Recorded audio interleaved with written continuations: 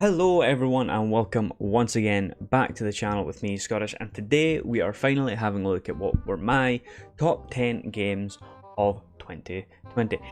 So, looking back over 2020, there's a lot of games on here that I didn't actually think were going to be on here, mostly because of certain disappointments. I didn't actually think they were going to be on this list at all. Obviously, I just want to preface something. This is my top 10 list, so some of the games that you might have enjoyed might not be on this. This is like, look at these games. Oh, yeah, I didn't play any of these. Never got the chance to, so they're not going to be on the list, I'm afraid. I can't even really mention them because I didn't play them at all. Sorry, but I don't want this video to be an hour long, so let's get into my 10th favourite game of 2020.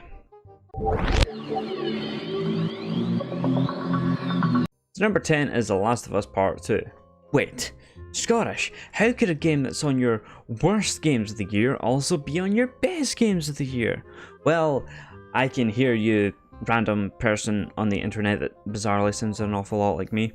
To put it pure and simple, The Last of Us had some good parts, but they were kind of like at the beginning and the end. In the middle, it was just kind of meh, just kind of grey, white noise.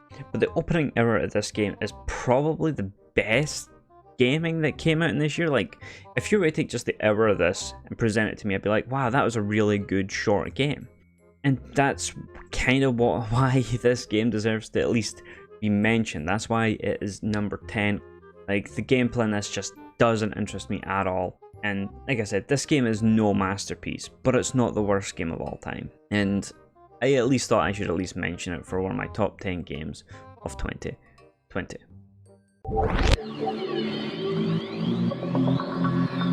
Number 9 is Carrion.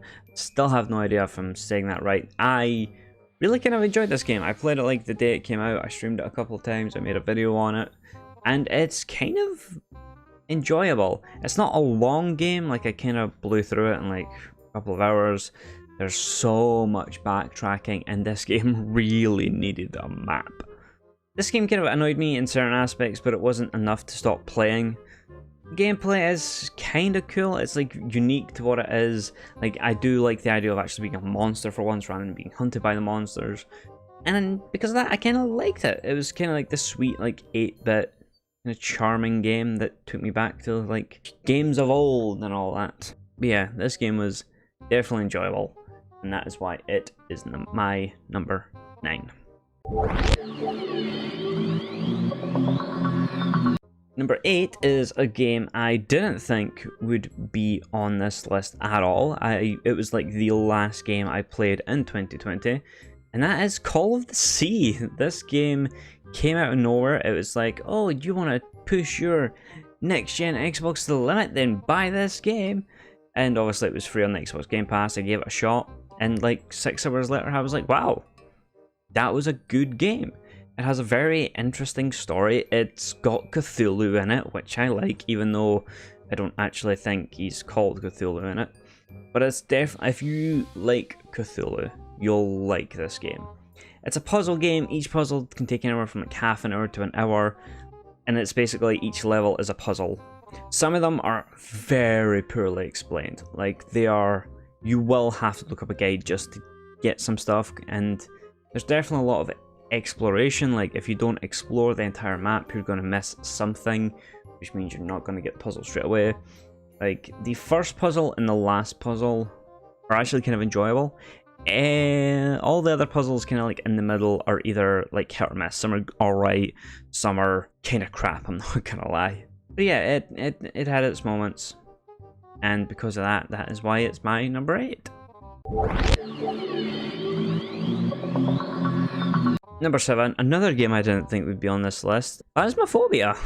Phasmophobia for me was this weird game that I thought was going to be like a flash in the pan, like a couple of weeks and then people would be done with it. Phasmophobia really stuck with me. Like, it's now me and my friends like go-to game. Like, if we ever want to have a fun gaming session for a couple hours, it's like, well, let's just hit up Phasmophobia. Phasmophobia is the game I would recommend you play with your friends.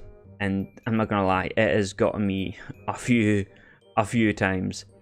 Not to mention, had one of my favourite videos I made this year, so there's also that. And that is why Phasmophobia is my number 7.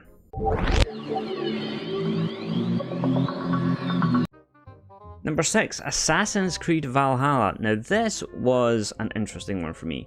I haven't played an Assassin's Creed game properly since Assassin's Creed Revelations. That was the last one I properly played and enjoyed. I haven't played any of the newer ones. I haven't played Black Flag.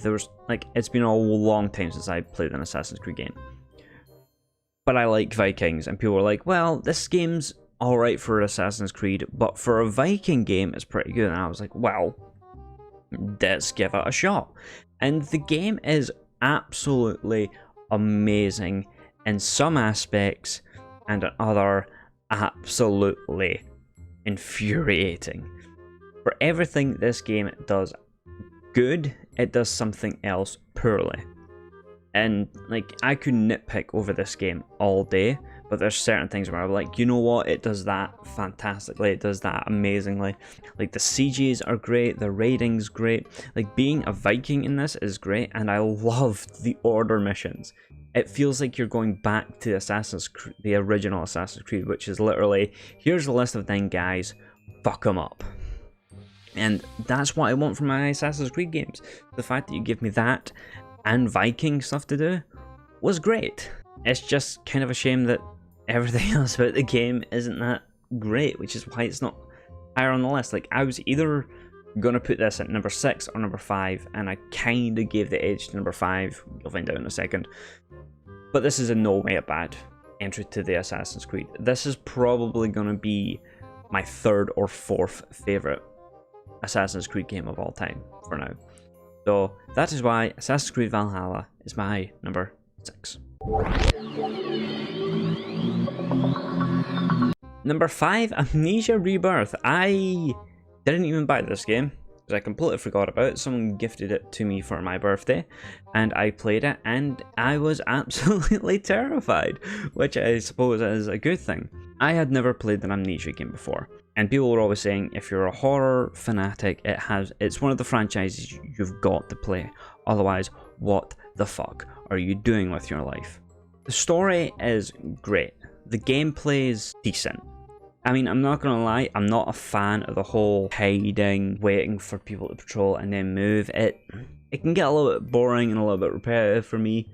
But that's not to say I didn't like it. Like, I felt scared, and that's like, if you played this game and you weren't scared at all, you could probably run through a lot of it, I'm not gonna lie. The story in this game really caught me off.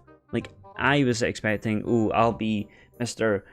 Nameless, faceless person, and I'm just gonna live and escape. But no, there's character depth, there's development. The ending to this actually, like, properly had me engaged. I was hooked. I was invested. And I suppose from a single player horror game, you can't ask for any more than that. So that is why Amnesia Rebirth is my number 5.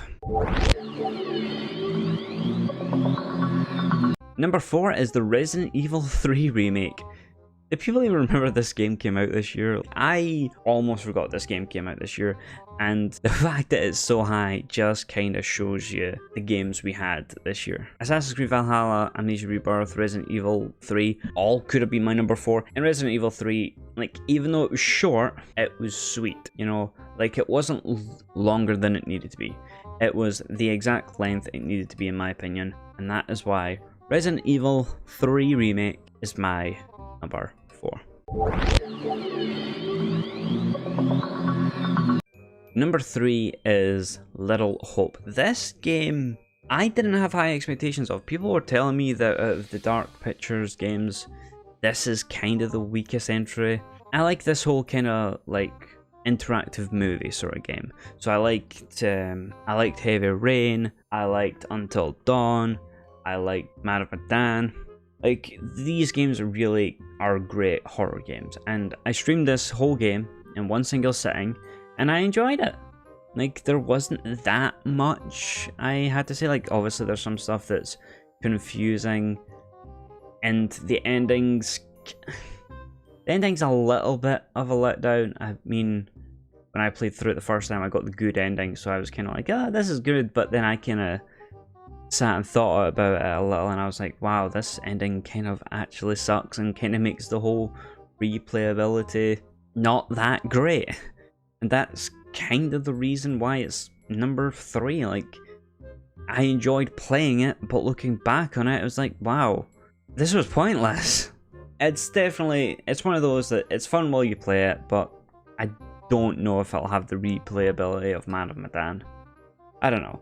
Maybe I'll replay it and see how I feel. Maybe I'll actually try and get everyone killed this time. Maybe that'll be interesting.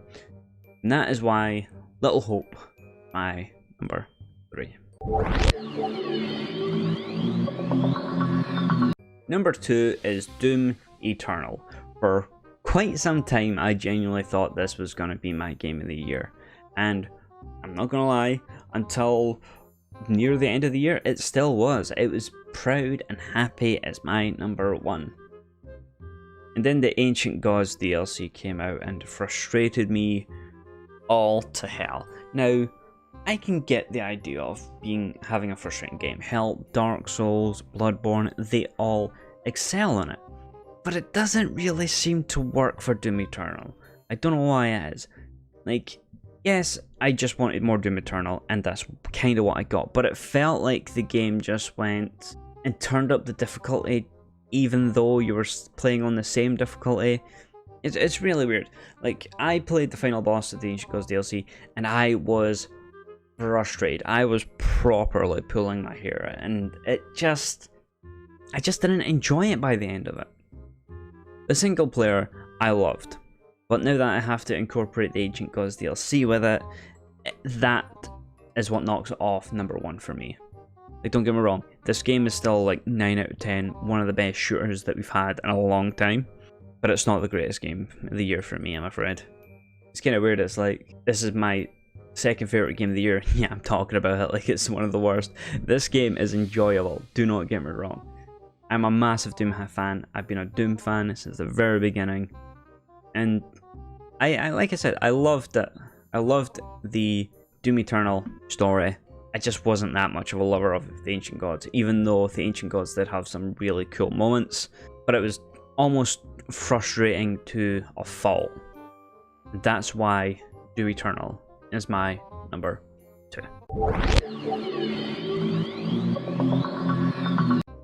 Now, there's almost overhanging kind of thing going on with almost every game that I've talked about so far on my list, is at some point the game has frustrated or annoyed me or bored me in some way.